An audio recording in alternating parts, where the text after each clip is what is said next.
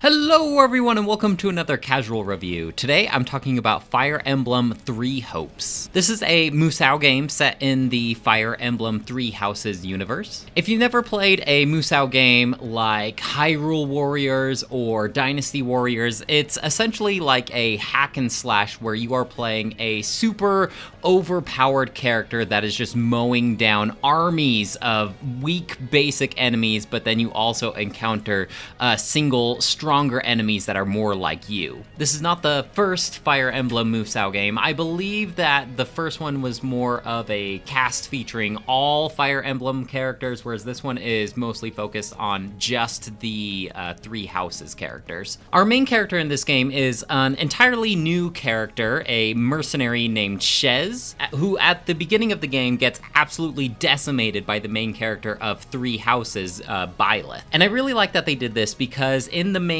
game, you are playing as Byleth, and obviously, like, Byleth is super strong, just this, like, overpowered force. And so I like in this game that you kind of start as a small fry that faces off against Byleth, and Byleth soon gets the title of Ashen Demon. And so she is definitely, like, a force to be reckoned with. However, Shez also gets a little secret spiritual companion the same way that Byleth does. So her partner in Destiny's name is Arval, and these partners that both Byleth and Shez have basically give our main characters these like special overpowered abilities. In Shez's case, it gives her the ability to basically go into like Super Saiyan mode where she is doing a ton of damage and has a lot of benefits combat-wise. Everyone is voice acted, including Shez and Byleth. That wasn't the case in Three Houses where Byleth was the silent protagonist, so I do like that he or she has a voice actor now. I keep saying she just because Byleth and Shez, I both had them be female, but you can choose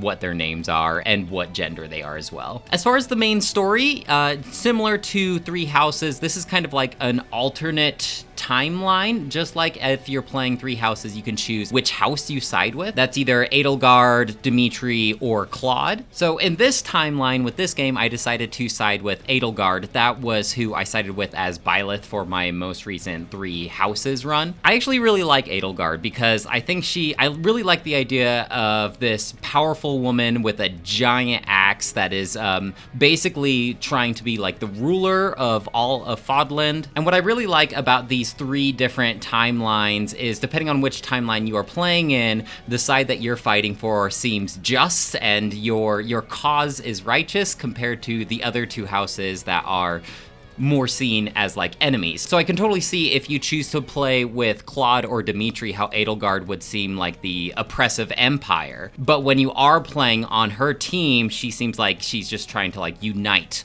all of the land. I'm not sure how different the other stories are depending on who you choose. I'm also not sure if my decisions based on how I respond to characters has any influence on the timeline as well. I assume that my dialogue decisions don't have too much influence in the story, however. So as far as the combat goes, you're running around, you're decimating just armies of characters. You're basically stringing together different combos using your light attack and your strong attack. You also have a meter that fills up that allows you to do like a super strong attack. And then you have like two abilities that you can equip, but these abilities are tied to your weapon's durability.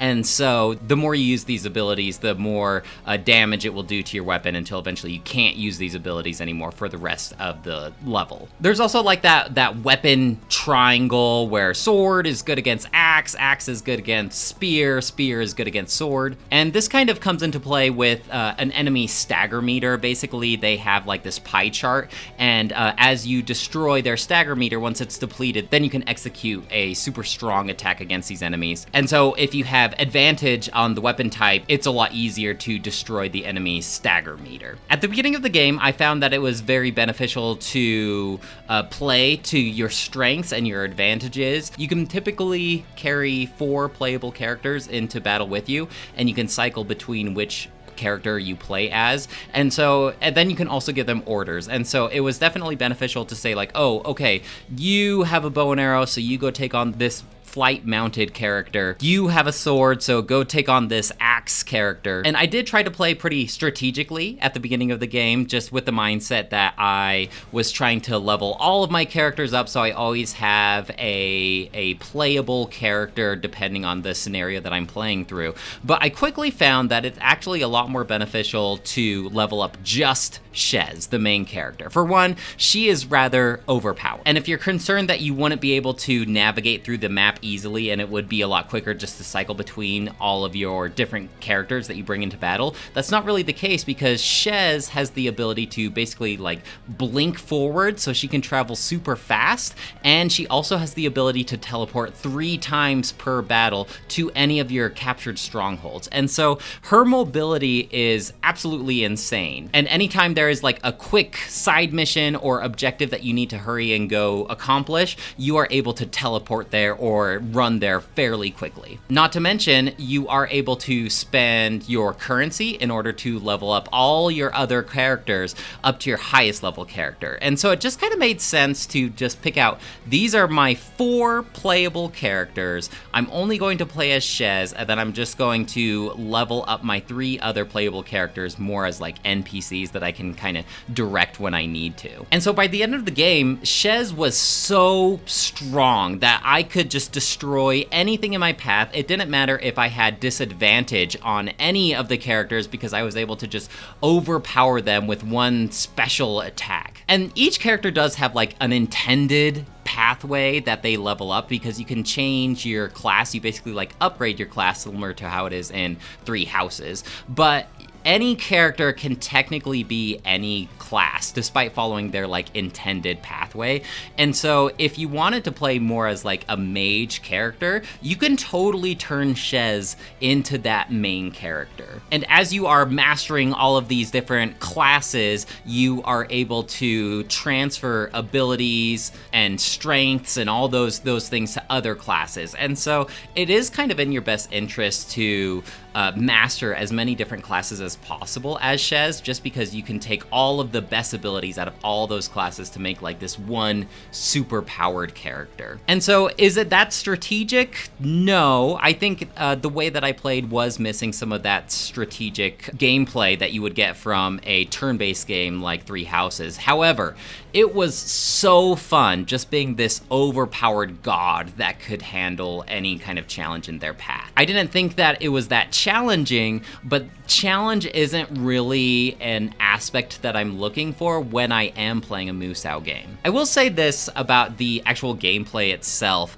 I found that the variety in gameplay was pretty lacking. When I think to a different Musou game that I played, Hyrule Warriors, all of the different characters they felt really unique. All of their light attacks and strong attacks and special abilities, they all felt uniquely tailored to that character, whereas the variety in different classes that you can turn to don't really feel that different. And so the gameplay is already fairly repetitive. It's definitely not like a game that you binge for hours and hours, because it eventually turns out to just be the same kind of thing over and over again. The thing that would add a lot of variety to it is if they added a lot of differences between all of the different classes. But yeah, basically how a round works, you deploy your playable characters, you go around, you tackle objectives. Occasionally it will say, oh no, these strong guys are trying to kill this commoner, and you have to go and stop it before they are able to defeat the commoner, or various objectives like that. I do find that they don't give you very much time to complete these side objectives, and so it's almost best if you just drop everything that you're doing and go straight to whatever it's directing you to do. And as Shez, like I mentioned earlier, it's super easy to just get there as fast as you can. When you're not in combat, you kind of have this headquarters area. This is where all the relationship aspects come into play, and the tailoring your character, building your character, giving them equipment, all all comes into play. So you, just like in Three Houses, you can talk to your character, you have these support levels, and so depending on like what your relationship is to your other characters in your party, you can have different dialogue options with them, different conversations with them, and depending on what your support level is with them, I think that affects like how well they battle when they're playing with you. But this is also where you're going to be leveling up your characters. You also have a set amount of like these action points where you can train your characters to try and boost up their mastery of their class.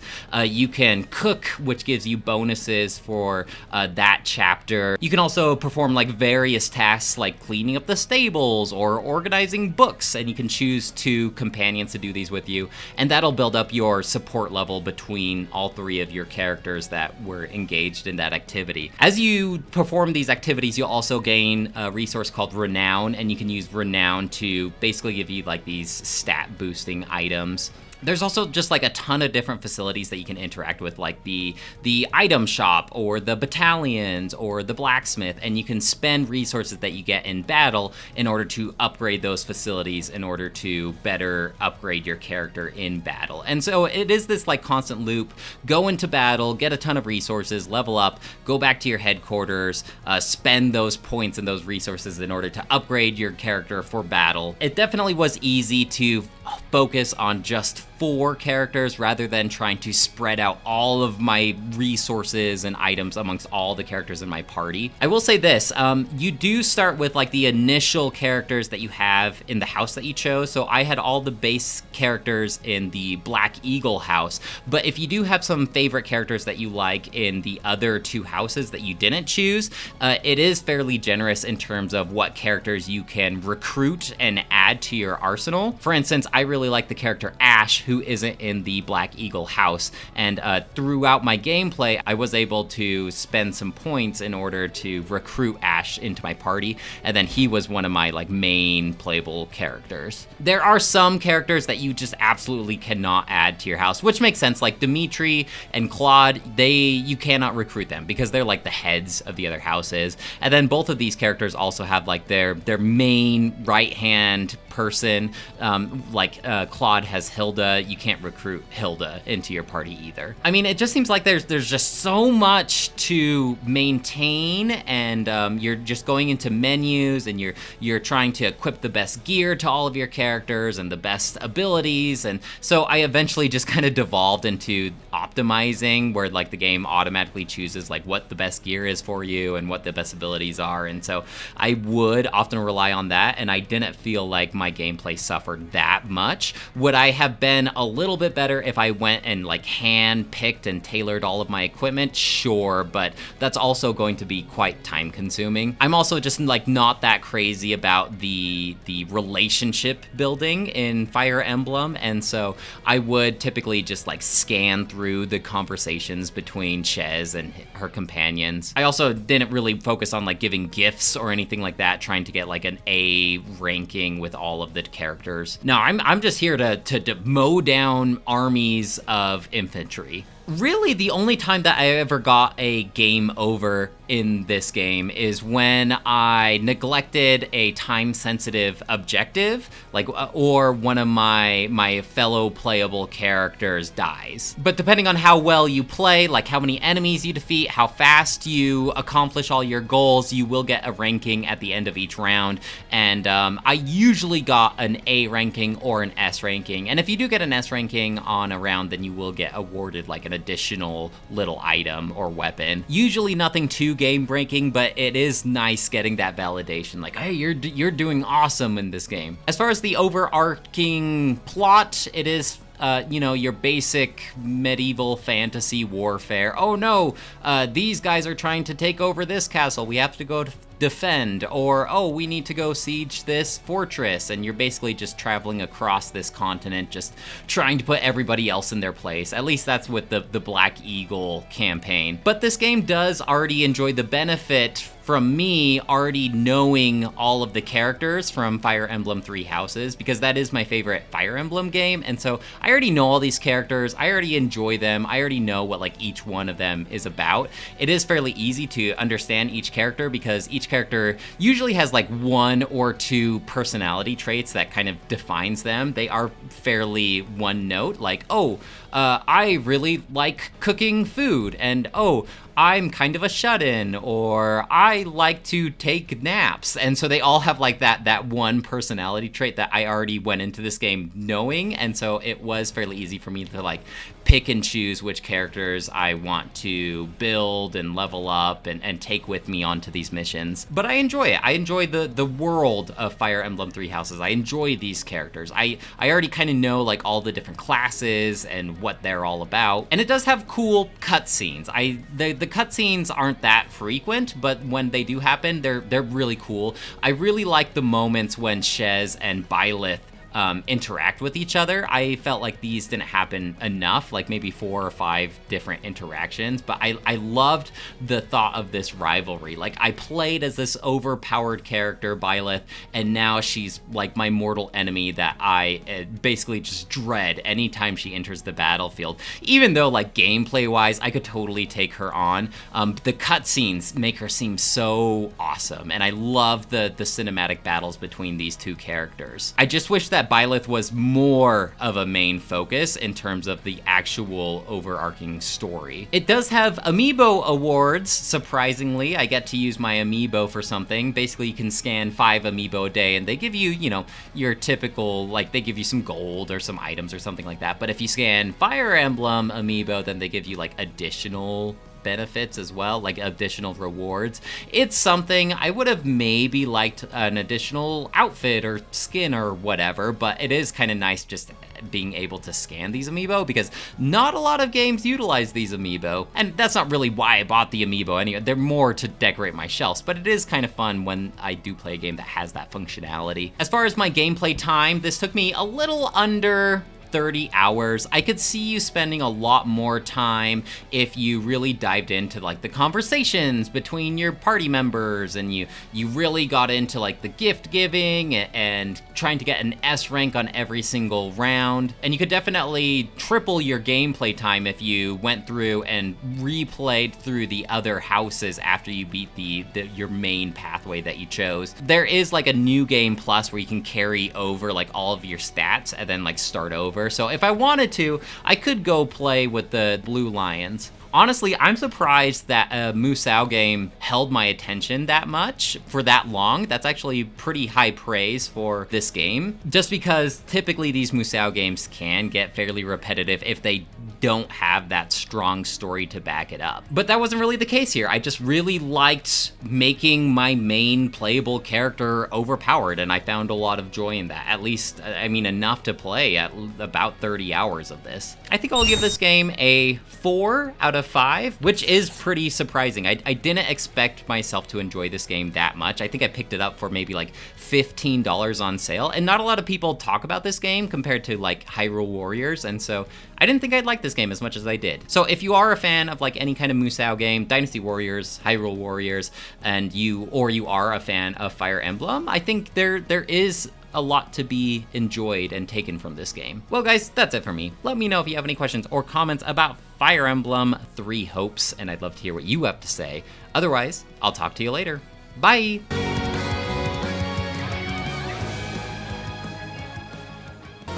Say, Lawrence, why don't you hang back and let us handle this?